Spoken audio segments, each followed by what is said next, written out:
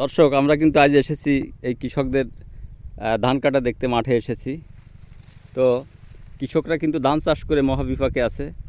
এই দেখুন, সোনালি ফসল ফলছে মাঠে, কিন্তু তাদের মুখে হাসি নেই।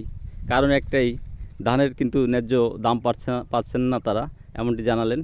কারণ একজন শ্রমিক বিক্রি হচ্ছে 1000-1200 টাকায়, এক মন ধান 700-750 টাকায় বিক্রি হচ্ছে, এমনটি বললেন। তো এই অবস্থায় আমরা চাষিদের কাছ থেকে শুনবো। ভাই, কী অবস্থা বলেন তো?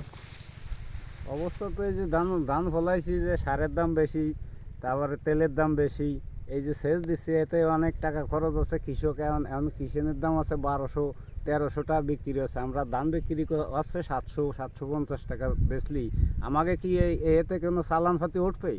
আমাকে যে ঋণগ্রস্ত হয়েছে, এতে আমাকে কীভাবে বাঁচবো আমরা সামনে? আপনারা কি ঋণ হয়ে ধান চাষ করছেন? ঋণ তো অবশ্যই আছে। এই যে এনজিও থেকে লোন তুলি, তাদের কিস্তি দিতে হয়। কিস্তি না দিতে ধানে যদি এইভাবে লস হয়, তাহলে আমরা এই কিস্তি দেবো কি আর বা ছেলে মেয়ে নিয়ে বাঁচবো কীভাবে?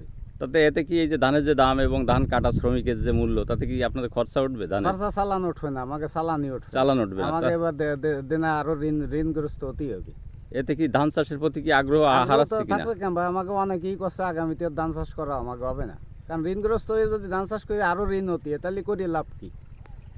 শুনছিলেন যে চাষিদের সেই হতাশার কথা, যে তারা এই সোনালী ফসল ফলায়, কিন্তু তাদের মুখে কিন্তু হাসি নেই। এই চাষিরা বিভিন্ন এনজিও এবং দাদন ব্যবসায়ীদের কাছ থেকে কিন্তু সুদে কর্জে টাকা এনে কিন্তু এই চাষবাস করছেন। অথচ আজকে তাদের মুখে হাসি নেই। কারণ একটাই, যে তারা এই ধানের ন্যায্য মূল্য পাচ্ছেন না। এবং এই ধান কিন্তু কাটতে যে শ্রমিকের প্রয়োজন, সেই শ্রমিক কিন্তু কেটে তার যে পারিশ্রমিক, সেটাও অনেক জায়গায় হচ্ছে না এই ধান কেটে।